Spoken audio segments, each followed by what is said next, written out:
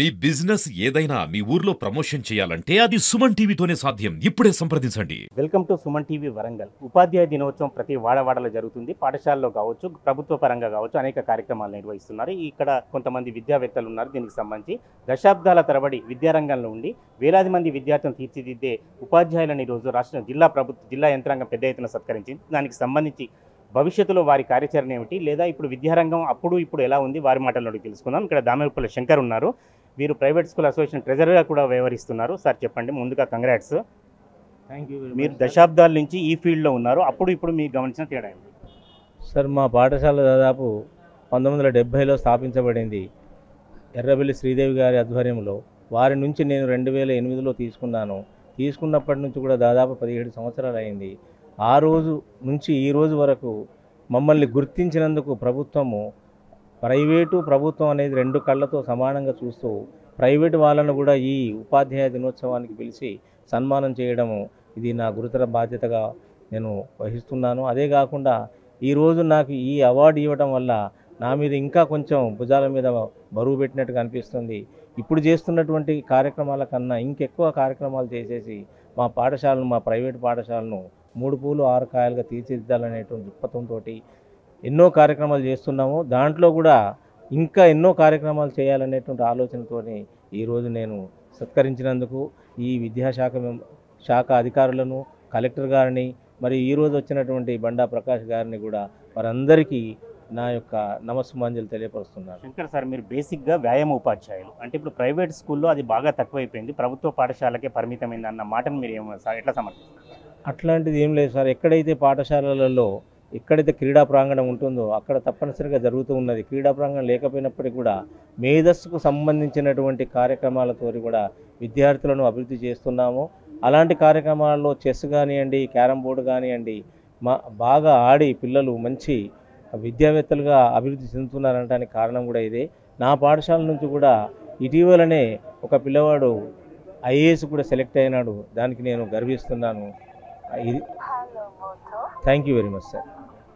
Sir, ఎక్కువగా చెప్పండి, head masters బాగా అంటే పిల్లల దగ్గర నుంచా, తల్లిదండ్రుల దగ్గర నుంచా, ఎవరి దగ్గర నుంచి ఎక్కువ ఇబ్బంది ఎదుర్కొంటున్నారు? ఎటువంటి ఇబ్బంది? జనరల్గా అంటే ఇప్పుడు ఉన్న పరిస్థితుల్లో విద్యార్థులు మన టెలిఫోన్కు, మన మొబైల్ ఫోన్కు ప్లస్ టీవీలకు అడిక్ట్ కావడం వల్ల, పేరెంట్స్ చెప్పడం పిల్లలు వినకపోవడం వల్ల పేరెంట్స్ నుంచి అదేవిధంగా పిల్లల నుంచి కూడా క్రమశిక్షణలో కొంచెం ఇబ్బంది పడాల్సి వస్తుంది. టీచర్స్ వాళ్ళతో పాటు మన స్కూల్ యొక్క యాజమాన్యం కూడా ఏం చేయాలి? గ్రాడ్యువల్గా ఏంటంటే మనం పేరెంట్స్తో అవేర్నెస్ తీసుకొచ్చి ఈ మన మొబైల్ అడిక్ట్ అయిన పిల్లల్ని మనం మారిస్తే కొంచెం యాజమాన్యానికి కొంచెం అడ్మినిస్ట్రేషన్ అనేది ఈజీగా అవుతుందని నా యొక్క అభిప్రాయం. అవార్డు అందుకున్న వాళ్ళలో చాలామంది మహిళలు ఉన్నారు. ఒక మహిళా కరెస్పాండెంట్ కూడా మనతో ఉన్నారు. మేడం, ముందుగా చెప్పండి, దీనికి సంబంధించి అంటే పిల్లల్ని తీర్చిదిద్దాలంటే మనం ఫస్ట్ ఒక టీచర్ ఎట్లా ఉండాలి? టీచర్ బేసిక్ ఎట్లా ఉండాలి? టీచర్ పిల్లల్ని అర్థం చేసుకోవాలి, వాళ్ళ మెంటాలిటీకి తగ్గట్టు టీచింగ్ చేయాలి. ప్రతి పిల్లవాడి దగ్గరగా హిందీ పండిట్కి సంబంధించి అనురాధ మేడం అని ఇక్కడ ఉన్నారు. గతంలో అనేక అవార్డులు కూడా, అనేక కార్యక్రమాల్లో కూడా కవయిత్రిగా కూడా చాలా పేరుంది వారికి. దానికి సంబంధించి మేడం చెప్పండి, అప్పటికి ఇప్పటికీ విద్యా విధానంలో చాలా మార్పు వచ్చింది. మరి ఇప్పుడు పరిస్థితులకు అనుగుణంగా మీరు ఎట్లా తీర్చిదిద్దుకుంటున్నారు? చాలా విద్యా విధానంలో చాలా మార్పులు వచ్చాయండి.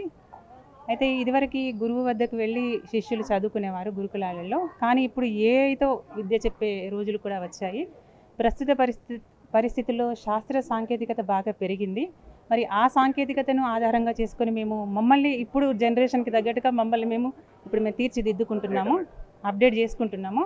అయితే దీనికి సంబంధించి మాకు విద్యాశాఖ నుంచి కూడా అనేక ట్రైనింగ్స్, అనేక కార్యక్రమాలు, మాకు 5 days ట్రైనింగ్స్ అని, 3 days ట్రైనింగ్స్ అని కూడా మేము పొందాము. వాటిల్లో ఏముంటుంది, మాకు IFP అంటే ఇంటరాక్టివ్ ఫ్లాట్ ప్యానెల్ ద్వారా మేము ఇప్పుడు విద్యార్థులకు శిక్షణ అందించే ఈ కార్యక్రమంలో మమ్మల్ని మేము అప్డేట్ చేసుకొని మేము ముందుకు వెళ్తున్నాము. ఇటు శాస్త్ర సాంకేతికతను ఆధారంగా చేసుకొని మరియు వెనకటి పద్ధతులను కూడా, వాటిని కూడా మర్చిపోద్దండి. ఎందుకంటే అవే మెయిన్గా విద్యార్థులను తీర్చిదిద్దే మంచి కార్యక్రమాలు. దీంతో శాస్త్ర సాంకేతికతను అప్డేట్ చేసుకుంటూ ఇటువంటి నిర్మాణాత్మక కార్యక్రమాలన్నీ కూడా మా విద్యార్థుల వరకు చేరే విధంగా మేము అహర్నిశలు శ్రమిస్తున్నాం సార్. మేడం, మీకు హిందీకి సంబంధించిన ఒక ప్రశ్న. అంటే హిందీ అంటే వెనకటి నుంచి కూడా ఏదో పాస్ కావడానికి మాత్రమే అనేది అట్లా ఒక భావన బాగా ఉంది. దాన్ని ఎట్లా దూరం చేయదలుచుకున్నారు? హిందీ అనేది కేవలం పాస్ కావడానికి మాత్రమే అనేది అంటే కొంత దాన్ని ఏమంటారంటే ప్రభుత్వం అయినా ప్రజలైనా కూడా దాన్ని స్వీకరించే పరిస్థితుల్లో ఇదివరకు లేకుండేది. కానీ ఇది ఇప్పుడు అంతర్రాష్ట్రీయ భాష హిందీ, అంతర్రాష్ట్రీయ स्तर पर भी अब हिंदी आगे बढ़ चुके थे. మరి అటువంటి భాషని ఇప్పుడు హిందీ ద్వారా ఏమవుతుందంటే మనకు అనేక జీవనోపాధి మార్గాలు, మనకు రోజుగారీ కూడా ఇప్పుడు నేనే దానికి ఒక ఉదాహరణ. నేను హిందీ అధ్యాపకురాలుగా నా జీవితాన్ని నేను మార్గదర్శనం చేసుకున్నానంటే దానికి హిందీ ఒక కారణం, హిందీదే ముఖ్య కారణం. మరి దానికి అనుగుణంగా హిందీ అనేది అంతర్రాష్ట్రీయ స్థాయి పరి కూడా ఇప్పుడు హిందీ అనేది చాలా ముందు స్థానంలో ఉన్నది. కాబట్టి మన రాష్ట్రీయ భాషని మనం గౌరవించుకునే విధంగా అసలు యాక్చువల్గా ప్రభుత్వం ఏంటంటే కింది తరగతుల నుంచి కూడా హిందీని ఒక లాంగ్వేజ్గా పెట్టడం అనేది మేమందరము కోరుకుంటున్నామండి ఈ సందర్భంగా. ఎందుకంటే 6వ తరగతి నుంచే ఇప్పుడు గవర్నమెంట్ స్కూళ్ళలో హిందీ ఉంది, చిన్న తరగతుల నుంచే దాన్ని తీసుకురావాలనేసి మేము అనుకుంటున్నాం సార్. అది ఒకటి మా తరఫున మేము ప్రభుత్వానికి విజ్ఞప్తి చేస్తున్నాం. టీచర్స్ డే రోజు సందేశం ఇవ్వాలనుకుంటే పిల్లలకి ఇస్తారా, టీచర్లకు ఇస్తారా, తల్లిదండ్రులకు ఇస్తారా? మీరైతే ఏమి ఇస్తారు?